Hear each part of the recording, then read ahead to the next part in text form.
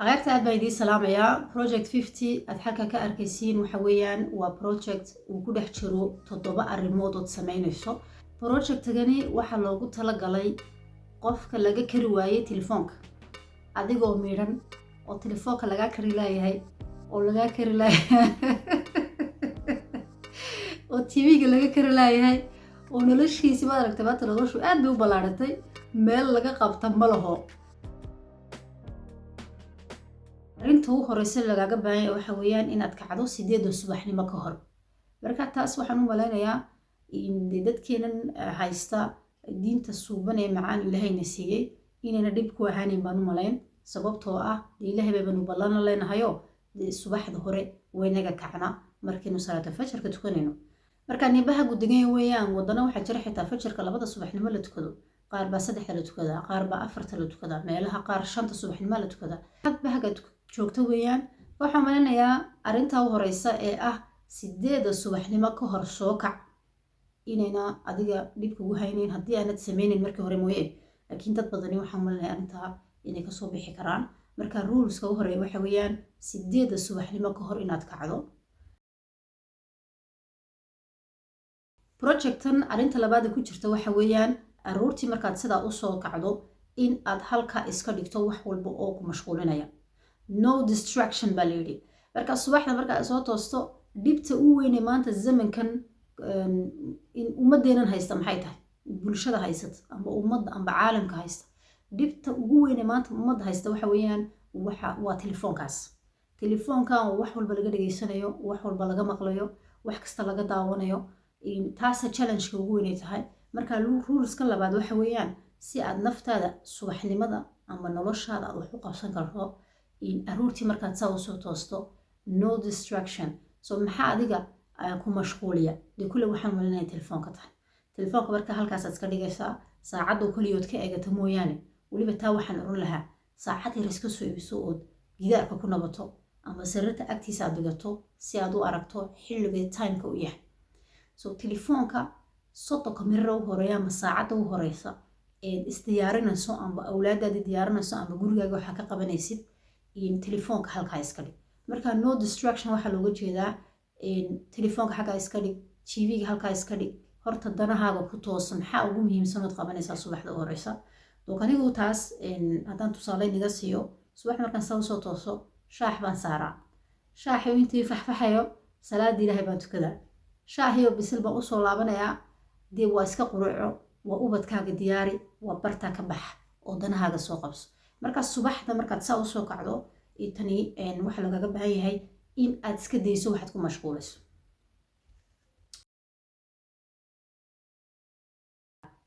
ayada waxa lagu baaqayaa in aad maalin kasta samayso 1 saaco jimicsigaasi wuxuu noqon karaa gurigaaga dhexdiisa jimicsigaasi wuxuu noqon karaa inaad banaanka soo lugayso jimicsigu wuxuu noqon karaa xitaa markaad lugaynayso waxaad marmarsiyo ka dhigan kartaa inaad dukaanka wixii guriga ka maqan inaad soo shopping garayso inaad soo iibsato hadduu milix ka maqan yahay hadduu sankor ka maqan tahay hadduu khudrad ka maqan tahay in marmarsiyo aad ka dhigan kartaayo saacadda lagu leeyahay jimicso adigoo hawlo guriga u soo kordhinaya saacadda jimicsiga lagaga baahan yahay waad dhexgelin kartaa arrintan saddexaad waxa lagu leeyahay maalin kasta 1 saaco weynu jimicsigu kugu dhex jiro jimicsigu wuxuu noqon karaa adigoo gym-ka tagay jimicsigu wuxuu noqon karaa haddaanad gym-ka awoodeyn inaad tagto inaad banaanka lugayso jimicsigu wuxuu noqon karaa gurigaaga dhexdiisa oo ku dhex jimicsato in adigu waxa laga rabaa jirkan inaad dhaqdhaqaajiso oo socsocoto uu dhidido uu arko hawl inuu arko marka waxa lagu baaqayaa 1 saaco jimicsiya maalin kaste halkaas saacana meesha doonisid baad gelin kartaa ama gym-ka tagi ama banaankaasoo iska free ayaad iska soo lugayn ama gurigaagaad ku dhex jimicsan meesha aad doonayso geli marka 1 saaco shirkan dhaqdhaqaaji baa lagu yiri arintan afraad ayada waxa laga rabaa in aad everyday aad akhriso 10 page oo maxaya 10 page wuxuu noqon karaa ama 10 page oo qur'aan ah ama wuxuu noqon karaa quraankiyo door page ka akhrisay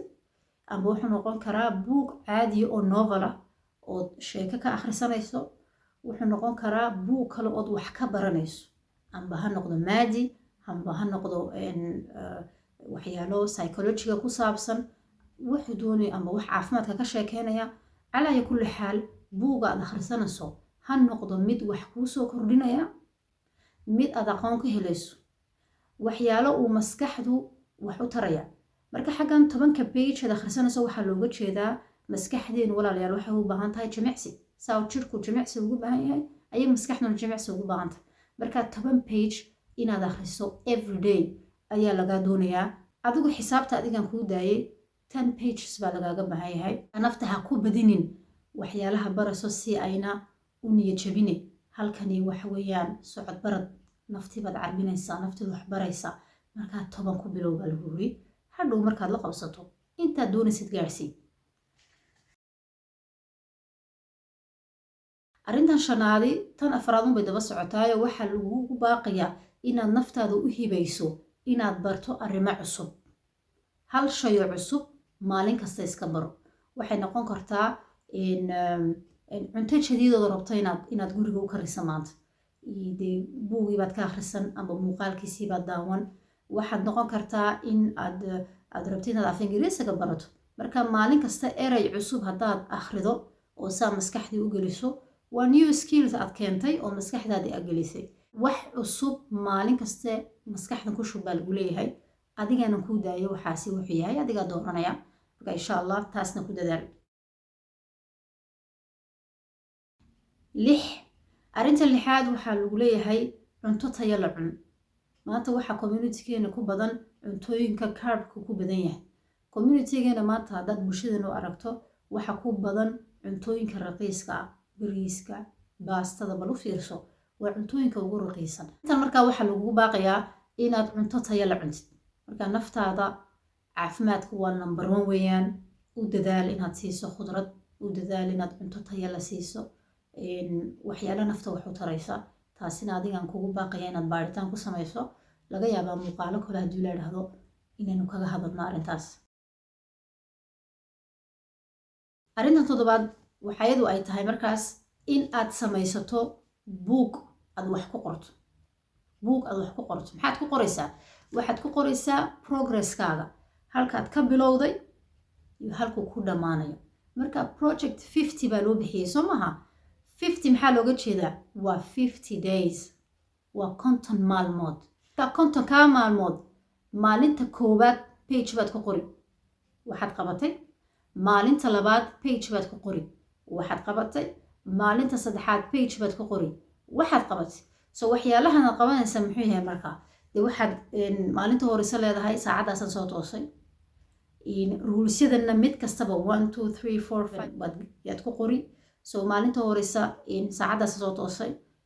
ruulskii labaad markaan toosay waxaan ku bilaabay inaan maxaad oran kartaa fadhiga inaan hagaajiyo shaaxi inaan kariyo waxyaalihii sida iskugu daba xigay inaad qabanaysay yaad ka sheekayn arrinta saddexaad waa ti lagugu baaqay inaad jimicsi soo samayso soo jimicsi nooceeyaad samaysa waxaad leedahay anigu maanta waan baxay waxaan soo lugeeyey 40 minute halkaasaan ka baxay halkaana waan ku joogsaday waxaad oranaysaa haddaad doonaysid go and back baan sameysay socodkan 20 mir aan soo lugeeyey soo socodkan 20 mir ayaan lugeeyey haddaad duuso waxaad oranaysaa jimicsigaan tegey maanta markaan jimicsiga tegey